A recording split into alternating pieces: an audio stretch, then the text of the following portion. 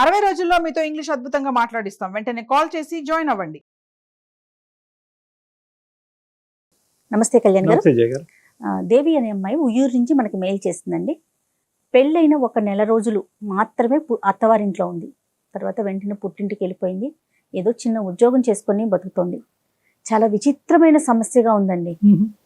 So తనకి ఏం చేయాలో తెలియక మనకి మెయిల్ చేస్తుందండి. ఒకసారి కాల్ చేయమంటారా? చేయండి మేడం.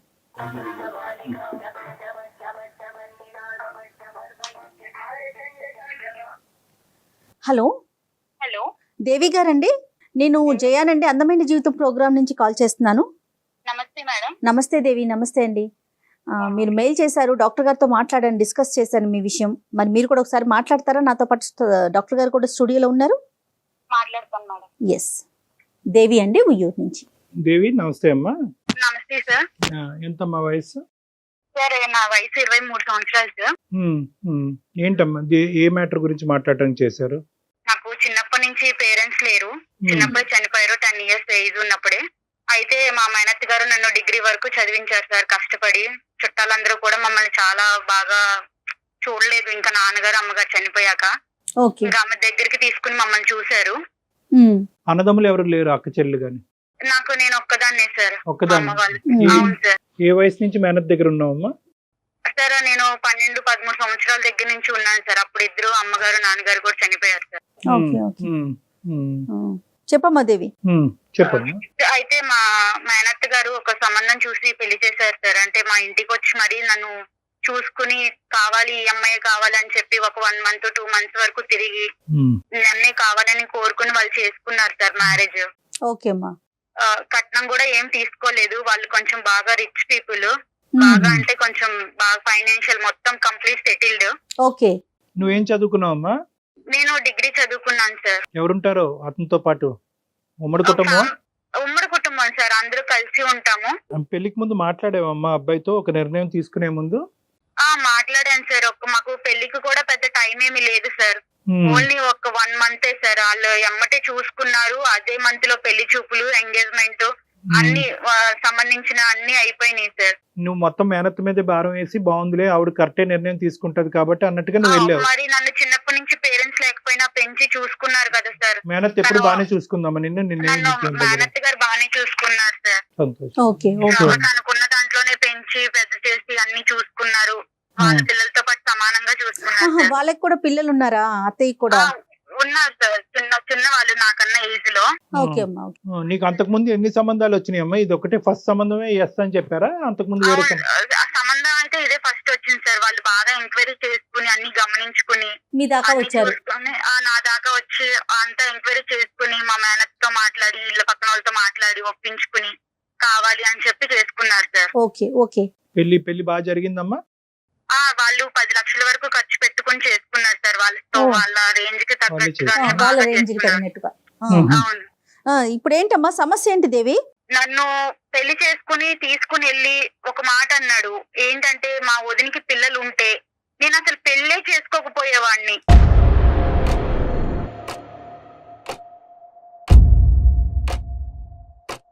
వదినికి పిల్లలు ఉంటే నన్ను చేసుకోకపోవడం ఏంటి, నాకెందుకు ఇట్లా మాట్లాడాడు ఈయన అని చెప్పేసి నేను కొంచెం లోపల చాలా బాధపడ్డాను మేడం. ఆ తర్వాత ఈవిడ ఏమన్నారంటే, నాకు ఎక్కడ ఈయన అన్న ముందు కన్నా నాకు ఎక్కడ అనుమానం కలిగిందంటే, మా ఫస్ట్ నైట్ అప్పుడు అంటే అక్క, మా బావగారి వైఫ్, మా హస్బెండ్ వదిన కాల్ చేసి ఈవినింగ్ టైము వీళ్ళు ఫస్ట్ నైట్ కి మా ఇంటికి వస్తారు అన్న టైంలో కాల్ చేసి వీళ్ళిద్దరు, ఈమె ఎలా చెప్పిందంటే, మీ హస్బెండ్ మరిది గారు నీతో ఇలా ఉంటాడమ్మా చెల్లి, నేను ఇలా చేస్తారు ఇట్లా ఉంటారని ఆమె ఎట్లా చెప్తుందంటే, కంప్లీట్ లైవ్ ఒక ఎక్స్పీరియన్స్ చేస్తే మనం ఎలా ఒకరికి ఓపెన్ గా చెప్తామో అంతలా చెప్పింది సార్.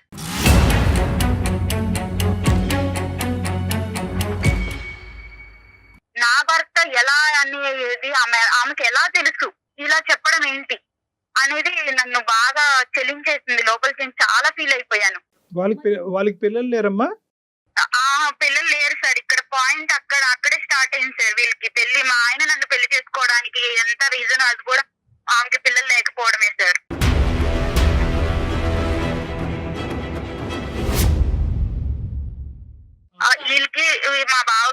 పెళ్ళయి 6 సంవత్సరాలు అయింది సార్.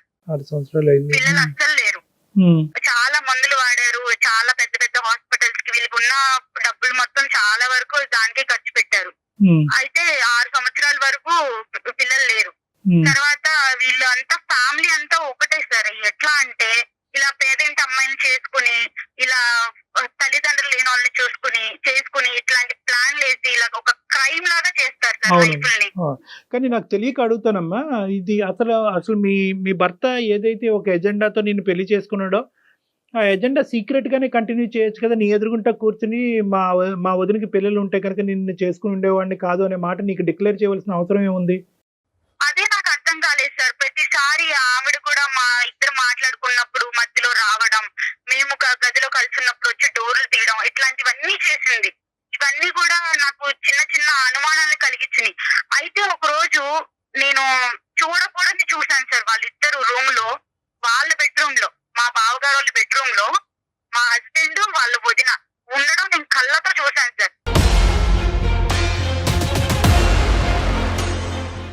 అది ఎలా అంటే ఒక చెప్పకూడని పీక్ టైం సార్. అది అసలు టూ మచ్. అది నేను తట్టుకోలేకపోయాను సార్. అది నా భర్త వేరే వాళ్ళతో ఉండడం అనేది నేను అసలు యాక్సెప్ట్ చేయలేకపోయాను.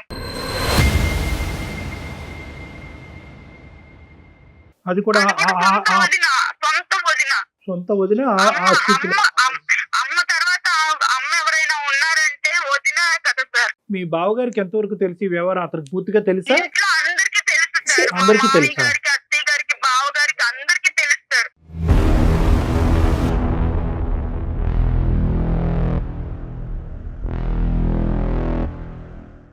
అందరికీ తెలుసు. తోటికోడలు కూడా నాలాగా లేని పరిస్థితి నుంచి వచ్చి తామను కూడా అలాంటి ఇంటి నుంచి చేసుకున్నారు. వీళ్ళు ఇద్దరు అన్నదమ్ములు కూడా లేట్ మ్యారేడ్ సార్. మా సరే, బావగారికి ఏమో 40 ఏళ్ళకి పెళ్లి చేశారు, మా ఆయనకేమో 38 ఏళ్ళకి పెళ్లి చేశారు, నాకేమో 23 సంవత్సరాలు. ఎంత గ్యాప్ చూడండి సార్. అయినా ఇలాంటి సరే నాకు పెళ్లికి ముందు చెప్పలేదు సార్ వీళ్ళు ఇవేమి. తర్వాత చెప్పారు. చెప్తే నువ్వు ఎందుకు చేసుకుంటావు కానమ్మా. వీళ్ళందరూ ఏంటంటే అలాంటి బకరాలను ఎదుర్కొని ఎవరైతే కనుక దిగు స్థాయి దిక్కులేనటువంటి వాళ్ళు ఉంటారో, అంటే ఎదురు దాడి వీళ్ళు ఏం చేయరు, చేయలేరన్నా డాక్టర్ గారు? ఎటువంటి ప్రశ్న అడగరు, ఒక మూలన పడి ఉంటారు. అయినా కానీ నిన్ను చేసుకోవటం ఎందుకమ్మా? ఇప్పుడు అంటే పెళ్లి అనే ఇప్పుడు వాళ్ళ వదినతో నిజంగా ఆ వ్యవహారం నడిపిస్తే కనుక ఆ ట్రయాంగిల్ లవ్ స్టోరీ అలాగే కంటిన్యూ అవనియండి. మధ్యలో నిన్నెందుకు తీసుకొచ్చారంటే ఎందుకు బలి చేశారు అసలు? అది లవ్ కాదు సార్, అది ఒక రకమైన అదేలే. కామం అన్నమాట. నీ దురదృష్టం ఏంటంటే కనుక ఇక్కడ కట్నం అడగకుండానే చేసుకున్నారు, పెద్దింటి కుటుంబంలో చేసుకున్నారు, తల్లి లేని పిల్లని చేసుకున్నారు, జాలిపడి చేసుకున్నారు అనే యాంగిల్లో ఎంతో కొంత ఒక వ్యవహారాన్ని కనుక్కోకుండా, ఎందుకంటే ఇలాంటివి ఎక్కువ దాగేటటువంటి కాదమ్మా. సార్ వీళ్ళకి ఫస్ట్ నుంచి కూడా రిలేషన్ ఉందని చెప్పేసి చుట్టుపక్కల వాళ్ళకి, ఇంట్లో పనిచేసే ఒక పని ఆవిడికి, అందరికి కూడా అందరికీ వీళ్ళ తెలుసు. మీద చిన్న అనుమానం అనేది ఉంది సార్. రైట్. నీకు వెళ్ళాక గానీ తెలియలేదు అంతేనమ్మా? వెళ్ళాక దాన్ని తెలియలేదు. ఈమె కూడా ఫస్ట్ నుంచి కూడా ఇట్లా నాకు ఫస్ట్ నైట్ అప్పుడు చెప్పడం, ఈయన ఇలా అన్ని అనడం, match. ఇవన్నీ కూడా ఇక నేను కూడా స్లోగా అందరినీ కనుక్కోవడం ఇలా జరిగింది సార్. ఇవి జరిగిన తర్వాత మా మామయ్య గారికి, అత్తయ్య గారికి, అందరికి కూడా నేను దీన్ని ఎక్స్ప్లెయిన్ చేశాను మేడం. చేసినందుకు నన్ను వాళ్ళు ఆ రోజు సాయంత్రమే తీసుకొచ్చేసి మా ఇంట్లో మా మేనత్త దగ్గర నన్ను దింపేసి, మీ అమ్మాయిని ఇలా పెంచారు మీరు ఇలాగే నా పెంచడం, ఇలాగే ఈ అమ్మాయికి మంచి మర్యాద అని చేసుకున్నాం మేము, మా మీద బొరుగు జల్లుతుంది అంటే వాళ్ళ వైపు ఏమీ తప్పు లేనట్టుగా మాట్లాడుతున్నారు అంతేనమ్మా? మాట్లాడి మా మేనత్త గారికి చెప్పి దింపేసి వెళ్ళిపోయారు మేడం మా మామయ్య గారు. మరి అత్తయ్యకి మీరు ఎక్స్ప్లెయిన్ చేశారా? అందరికి చెప్పాను మేడం. మీ మేనత్తకి? ఒక్కటే తెలిసి, వాళ్ళందరూ తెలిసి ఇదనేది జరుపుతున్నారు. వాళ్ళ ఇంట్లో ఇదంతా కూడా ఒక ఆనవాయితీ, ఒక అలవాటు, ఒక వ్యవహారం అమ్మా. అది ఆ కల్చర్ అలా అయిపోయింది. ఇక్కడ దురదృష్టం ఏంటంటే ఏదైతే నీ లూప్ లోంచే వచ్చినటువంటి ఆ పెద్ద ఆడపిల్ల కూడా ఇంకా వాతావరణానికి అడ్జస్ట్ అయిపోయి మింగిల్ అయిపోయింది సార్. వాళ్ళ వేషాలన్నిటికీ తందన పలుకుతుంది. ఆమె సెట్ అయిపోయింది. మీ మేనత్త కూడా నిన్ను అర్థం చేసుకోలేదా? ఆవిడేమంటారు? ఏదో చేసుకున్నావు అక్కడ, అందుకే వాళ్ళు తీసుకొచ్చి దింపారు. ఏం జరిగిందో చెప్పంటే ఇదిగా నాకు చెప్పాను. అయినా కూడా అలా ఎలా చేస్తారు అంటే వీళ్ళని ఎలా నమ్మించేశారు వాళ్ళు. నిజం కాదు ఈవిడ నమ్మట్లా. సో నువ్వేదో ఇక్కడ కావాలని నాటకం ఆడి నీ జీవితాన్ని నువ్వు పాడు చేసుకుంటున్నావు అనేటటువంటి ఆలోచన మా అందరికీ కూడా ఇక్కడ ఏ కోసాన కూడా మాకు లేదు. ఏమన్నా మాట్లాడదామా కళ్యాణ్ గారు? సార్ నేను ఏంటంటే ఇప్పుడు నా జీవితం అనేది పెద్ద క్వశ్చన్ మార్క్ లో పెట్టేశారు సార్. ఇప్పుడు నేను దానికి సమాధానం వెతుక్కోలేకపోతున్నాను. ఎంతకాలం అక్కడ కలిసి ఉన్నావమ్మా? ఎంతకాలం ఆ అతనితో? కుటుంబంలో ఉన్నావు?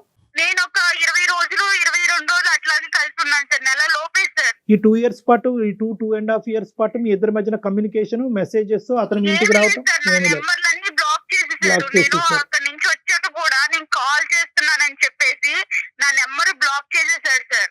వాళ్ళ ఇంట్లో వాళ్ళకి చేస్తే మా అబ్బాయికి ఫోన్ చెయ్యొద్దు, మా అబ్బాయితో మాట్లాడొద్దు, ఏదన్నా ఉంటే నువ్వు పెద్దోళ్ళని తీసుకొచ్చుకో, మాట్లాడుకో, నువ్వేమి ఇట్లా కాల్ చేసినంత మాత్రాన్ని నీకు ప్రేమ ఉందని మేమేం కరిగిపోము, నువ్వు పెద్ద మాట్లాడాల్సిన మాటలు మాట్లాడి నిందలేసి Right. వెళ్ళిపోయావు. అసలు నువ్వేం ఎక్స్పెక్ట్ చేస్తున్నావమ్మా? ఇప్పుడు ఏం లేదు మేడం, అటు నాకు డైవర్స్ ఇవ్వట్లేదు, ఇటు నన్ను తీసుకువెళ్ళట్లేదు. ఈ పెద్ద మనుషులు తీసుకెళ్ళి మాట్లాడినా కూడా అది ఉపయోగం లేకుండా పోయింది. వాళ్ళకున్న ఇన్ఫ్లుయెన్స్ తో ఏమేమో మాట్లాడి మమ్మల్ని మ్యానిపులేట్ చేసేసారు. ఇక్కడ నాకు ఎటు క్వశ్చన్ లేక నేను మా సో మేనత్త గారు కూడా ఏదో ఒక రకంగా యూర్ ఓపెన్ టు ఆల్ కదా. అంటే ఒకటే నేను అడిగేది ఏంటంటే, యూర్ ఓపెన్ టు ఎవ్రీథింగ్ కదా. డైవర్స్ అయినా మళ్ళీ కలిసి వాళ్ళు ఏదైనా మార్పు వచ్చి ప్రత్యేకమైనటువంటి స్ట్రింజెంట్ కండిషన్స్ పెట్టుకుని అక్కడ నీకే కలిసి ఉండాలనే ప్రయత్నంతోనే నేను అందమైన జీవితానికి మెయిల్ చేశాను కలిసి సార్. ఉండాలనే కానీ ప్రయత్నం. నేను ఆ ఇంట్లో వాళ్ళందరి మధ్యలో కలిసి అయితే ఉండలేను సార్ నా భర్తతో. ఇప్పుడు నీ భర్తని వాళ్ళు మౌల్డ్ చేసి, మాడిఫై చేసి, ఆ విధంగా ఉచ్చులోకి తీసుకెళ్లి పిల్లలకి అనేటటువంటి మెషిన్ లాగా పట్టుకెళ్లారనే ఉద్దేశమా నీకు? అంటే నీ భర్తను నువ్వు ట్రస్ట్ చేస్తున్నావా కాబట్టి భర్త బయటకు వస్తే కాపురం చేస్తానని అంటున్నావా? అవును సార్, అవును సార్. ఆ కుటుంబంలో వ్యక్తే కదా నీ భర్త కూడా. నువ్వు కుటుంబాన్ని వేరు చేయండి, నా భర్తను తీసుకురండి అంటున్నావు. నేను ఒక జాబ్ చేసుకుంటూ జాబ్ లో కూడా నాకు ఎన్ని అనుభవాలు ఎదురవుతున్నాయి సార్. ఒక పెళ్ళయ్యి అమ్మాయి పెద్దింటి నుంచి మళ్ళా అది కూడా వచ్చి జాబ్ చేసుకుంటుంది అంటే ఎంత నరకం అనిపిస్తున్నానో ఒక ఆడపిల్లగా నాకు మాత్రమే తెలుస్తారు. Yes, నాలాంటి అంటే పరిస్థితి ఏంటంటే ఎప్పటికీ రాకూడదు. వీలైనంత వరకు ఆ కుటుంబం నుంచి దూరంగా ఉండేటటువంటి ప్రయత్నం గురించే మేము కూడా ఒక ఎఫర్ట్ పెడతాం అమ్మా. కాదు కూడదు అతని వ్యవహార శైలి అలాగే ఉందనుకోండి, అప్పుడైనా డైవర్స్ తీసుకుని నీ మటుకు నువ్వు బతికేటటువంటి, నీ కాలం మీద నువ్వు బ్రతికేటటువంటి ధైర్యం నీకుందా? ఉంది సార్. నేను ఇప్పుడు ప్రెసెంట్ జాబ్ ఇష్యూ తేలాలి చేసుకుంటున్నాను అంతే సార్. నీకు. అంతేనమ్మా. అవును సార్, అవును సార్. నా జీవితం ఎందుకు క్వశ్చన్ చేశారు, నన్ను ఇలా ఎందుకు మోసం చేశారు, Okay. ఇలా ఎంతమంది అమ్మాయిలు Fine, fine. జరుగుతుంది. అర్థమైందమ్మా. నువ్వు అదే నేను ఇందాక చెప్తున్నాను కదా, నువ్వు అన్ని డైరెక్షన్స్ ఓపెన్ గా ఉంచితే కనుక మాకు ఈజీ అవుతుంది. లేదండి ఎలాంటి మనిషి అయినా పర్వాలేదు అతనితో పాటే నేను ఉంటాను నాకు అంటే కనుక మా తీసుకెళ్ళి ముందు కాపురం కాలకు బంధం వేస్తాను. చేసుకుంటానన్నా నేను వెళ్తాను సార్ వేరు కాపురం. లేదు డైవర్స్ ఇస్తానన్నా చూద్దాం. నేను దేనికైనా సిద్ధంగా ఉన్నాను. Right, కానీ right. నా జీవితానికి ఒక సమాధానం అనేది కావాలి. సరే నెంబర్ నీ ఫోన్ పిక్ చేస్తున్నాడు అతను. ఇట్లా బ్లాక్ చేశాడు. బ్లాక్ చేసేసారు మేడం. ఒక పని చేయమ్మా, నాకు ఒక్కసారి నువ్వు వాట్సాప్ మెసేజ్ పెట్టు, నేనే కాల్ చేస్తాను అతనికి. అలాగే మేడం, అలాగే.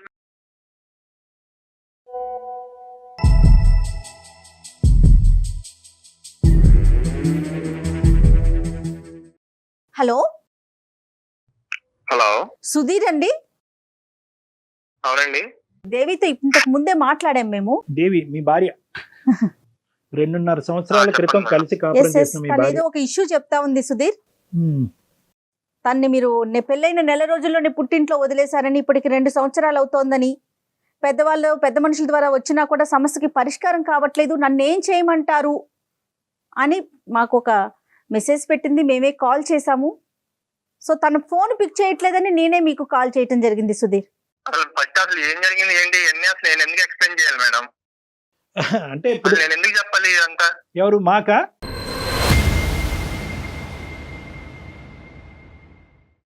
అసలు ఎందుకు చెప్పాలి సార్? అసలు మీరేదో ఫోన్ చేసి ఇలా మీ అందమైన జీవితం నుంచి కాల్ చేస్తున్నాము, ఇలా మీ వైఫ్ కాల్ చేసి మీ అన్ని చెప్పి మీరు నాకు కాల్ చేసి ఇవన్నీ అసలు నేను ఎందుకు చెప్పాలి సార్ మీకు? ఇప్పుడు ఆ అమ్మాయి మాట వినేసి మేము అవునా అమ్మాయి ఇలా చేసే అమ్మాయి అని చెప్పి కొట్టలేదు. లేదమ్మా, ఆ అబ్బాయి వర్జన్ కూడా మేము వినాలి.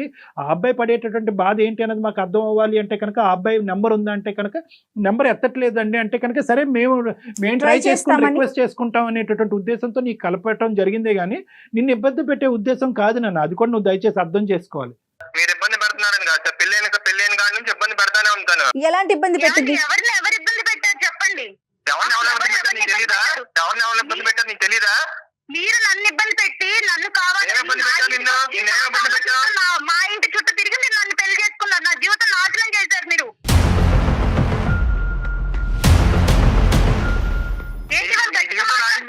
నీ జీవితం నాశనం చేసావు. నువ్వు వచ్చి మా కుటుంబంలో లేనిపోయిన సృష్టించి మా కుటుంబం మేము చక్కగా ఉన్న కుటుంబాన్ని లేనిపోయింది నేను సృష్టించానా? నేను కళ్ళతో చూసిన నిజం కాదా? ఏం చూసావు? నీ కళ్ళతో ఏం చూసావు? ఏం చూసావు నీ కళ్ళతో? మీ వదిన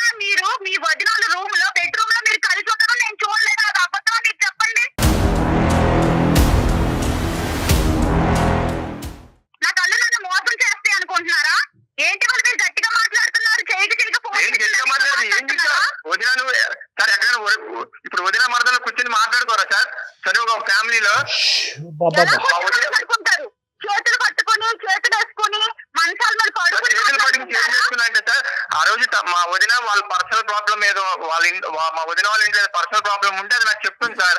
అది నువ్వు ఎవరికి చెప్పమాకని చెప్పి ప్రామిస్ తీసుకుని సార్. అది చూసుకుని తినేదో ఊహించేసుకుని డాక్టర్ గారు నేను చెప్పే అంత అబద్ధం డాక్టర్ గారు. నేను చెప్పే చెప్పేయండి అబద్ధాలు నీకు అంటే వదిన వాళ్ళ అంటే ఇంత చనువుగా ఉంటారని నాకు తెలియదు. మరి మీ ఇంట్లో నేను చూసేంత వరకు, నేను బయట చూసాను కానీ ఇలాంటివి చూడలేదు.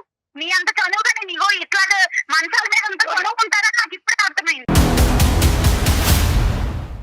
ఒకటి సుధీర్, ఒక్క నిమిషం అమ్మ మాట్లాడమాక. నీకు అదే చెప్పాను లాస్ట్ టైం కూడా, మీ అత్తని తీసుకొచ్చి మాట్లాడినప్పుడు. దేవి నువ్వు లేనిపోయిన క్రియేట్ చేయమాక. చక్కగా ఉన్న మా ఫ్యామిలీలోకి వచ్చి నువ్వు లేనిపోయిన క్రియేట్ చేసి ఇప్పుడు మా ఫ్యామిలీ మొత్తం డిస్టర్బ్ అయ్యేలా చేసావు నువ్వు. అసలు ఏం మాట్లాడుతావు నువ్వు? అసలు నువ్వు షోకి వెళ్ళాల్సిన అవసరం ఏంటి నీకు?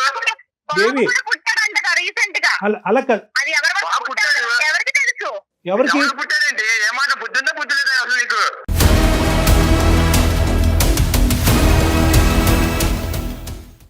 నాకు బుద్ధి బాగానే ఉంది, మీకు బుద్ధి లేని పనులు చేశారు కాబట్టి నన్ను మా ఇంటికి మీరు తీసుకొచ్చి దింపేశారు. నాకు నేనే రాలేదు నా కాపురాన్ని పాడు చేసుకుని. దేవి ఈ పాయింట్ చెప్పలేదు. మాకేం సరదా కాదు, పెళ్లి చేసుకుని తీసుకెళ్లి దించడానికి నిన్ను. సరదా కాదా? మరి నా జీవితం మీకు సరదా అయిపోయింది, అందుకే నన్ను దింపేశారు మీరు. ఒక 2 minutes ఉండండి. ఇప్పుడు నేను అడిగేటటువంటిది ఒకే ఒక పాయింట్ ఏంటంటే ఈ 16 రోజుల ఫంక్షన్ అప్పుడు మీరు ఆ విధంగా ఎందుకు చెప్పాల్సి వచ్చింది? అంటే పిల్లలు ఉండుంటే కనుక, వదినకి పిల్లలు ఉండుంటే కనుక అసలు పెళ్ళి అనేది రూల్ అవుట్ చేసేసి ఉండేవాడిని అనేది ఎందుకు అన్నారు మీరు? బేసిక్ గా నాకు పెళ్లి అనే దాని మీదే నాకు ఇంట్రెస్ట్ లేదు సార్. ఓకే, నేను సింగిల్ గా ఉందామనే పాయింట్ ఆఫ్ వ్యూ లోనే నేను ఫస్ట్ నుంచి ఉన్నాను సార్. ఇప్పుడు అదే మా వదినికి మా అన్నయ్యకి పిల్లలు ఉంటే ఆ పిల్లలతో నేను కొంచెం మంచిగా టైం స్పెండ్ చేసి నా లైఫ్ అలా లీడ్ చేస్తూ ఉండేవాడిని సార్. సో మా అన్నయ్యకి మా వదినికి పిల్లలు లేరు కాబట్టి. ఇప్పుడు ఆ అమ్మాయి సంగతి ఆలోచించావా? అంటే నేను దిక్కు లేక, ఏ పని పాటు లేక, నాకు అవసరం లేకపోయినా కూడా నేను తీసుకొచ్చి ఈ బెడ్రూమ్ లో కూర్చోబెట్టాను అనే ఉద్దేశం అమ్మాయికి కలుగుతుంది కదా. అక్కడి నుంచి ఆ అమ్మాయి ఆలోచన. ఒక్క నిమిషం డాక్టర్ గారు, ఏమండి మనకే పిల్లలు ఉంటే బాగుంటది కదా, అలా ఎందుకు ఆలోచించలేదు మీరు? నువ్వు వచ్చావు, మా అమ్మ బాగా చూసుకుంటది, మనకు పిల్లలు కలుగుతాయి అని నాతో ఎందుకు అనలేదు? ఆ మాట అనుకుంటే నువ్వు అనుకుంటా, నీకు నచ్చినవి అన్ని నువ్వు ఊహించుకుంటా ఉంటే మనకే పిల్లలు మాట్లాడే టైం అసలు ఇచ్చావా నువ్వు? చెప్తున్నా, ఇంకొకసారి మాట అంటే బాగోదు చెప్తున్నా, మళ్ళీ చెప్తున్నా. మీరు ఏం బాగోదు ఏం చేస్తావు చెప్పు.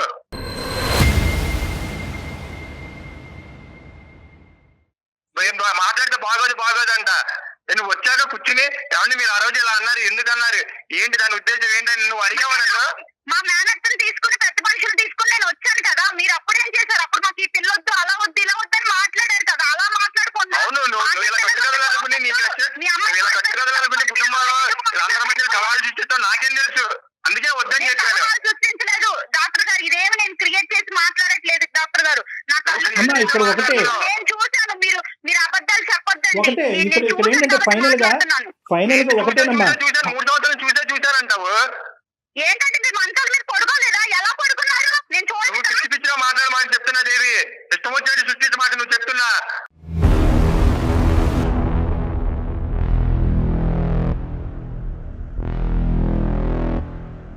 అదే తప్పు చేస్తే మీరు ఊరుకుంటారా? ఊరుకోరు కదా. ఊరుకోరు, ఎవరు ఊరుకోరమ్మా. అలా కదమ్మా, ఇవన్నీ కాదు అమ్మా. ఒకటి at the end of the day నువ్వు మాకు ఈమెయిల్ పంపించడానికి ప్రధానమైనటువంటి కారణం ఏంటంటే, ఇన్ని లోపాలు ఉండేటటువంటి కుటుంబంలో నా భర్త ఇవన్నీ ఉన్నా కూడా నేను చూడకూడనటువంటి సిచ్యువేషన్ నా భర్త వాళ్ళ వదినతో చూసినా కూడా ఈరోజు నా భర్త అంగీకరించి బయటకు వస్తే కనుక అతనితో పాటు నేను ఉండటానికి రెడీ అని నువ్వు అంటున్నావు. దానికి అతను రెడీయా కాదా అన్నది ఫస్ట్ అది తేల్చుకుని దాన్ని బట్టి మనం మిగతా మాటలు మాట్లాడుకోవాలి. కానీ ఇంకా ఒకరి మీద ఒకరు ఇంకా సుధీర్ అది కాదు. ఇప్పుడు ఆ అమ్మాయి నీకు కావాలా సుధీర్? ఆ అమ్మాయిని మీరు స్వీకరించడానికి రెడీగానే ఉన్నారా? సార్ స్వీకరించడానికి రెడీగా ఉన్నారంటే సార్, తను మళ్ళీ వచ్చిన కాడి నుంచి మళ్ళీ ఏదో స్టోరీ క్రియేట్ చేసి మళ్ళీ వెళ్ళిపోతే మళ్ళీ ఎవరు సార్ రెస్పాన్స్? లేదు, ఇప్పుడు ఆ అమ్మాయి ఏంటంటే అడుగుతున్నారు సార్. ఈ అంశాలన్నీ పక్కన పెట్టేసి మీ వదిన గారితోనూ ఇలాంటి ఇష్యూస్ ఇవన్నీ ఏం మాట్లాడకుండా, మళ్ళీ ఫ్యూచర్ లో ఇవి రాకుండా, పాస్ట్ తవ్వకుండా ఆ అమ్మాయి అన్ని కూడా వెనక్కి పెట్టేసి మళ్ళీ మీ జీవితంలోకి రావడానికి రెడీగానే ఉంది. ప్రొవైడెడ్ ద కండిషన్ ఏంటంటే ఆ కుటుంబం నుంచి మీరు బయటకు విడికాపురం రావాలంట. దానికి మీరు రెడీనా అని అడుగుతారు. ఉద్దేశం అసలు లేదు డాక్టర్ గారు, ఎందుకంటే ఆయన కోరుకున్నట్టుగా వాళ్ళ వదినికి బాబు కూడా పుట్టాడు డాక్టర్ గారు. నన్ను ఎప్పుడైతే వాళ్ళు దింపేశారో ఆ అమ్మాయి తర్వాత ప్రెగ్నెంట్ అయ్యింది. ఇప్పుడు వాళ్ళ ఇంట్లో బాబు డాక్టర్ గారు. ఇంకా వాళ్ళు ఏంటమ్మా? కోరుకున్నది జరిగాక నన్ను ఇంకెందుకు ఏంటి తీసుకెళ్తారు? నేను కోరుకుని జరిగి అసలు ఏం మాట్లాడుతున్నావు? నీకు బుద్ధి ఉందా బుద్ధి లేదా?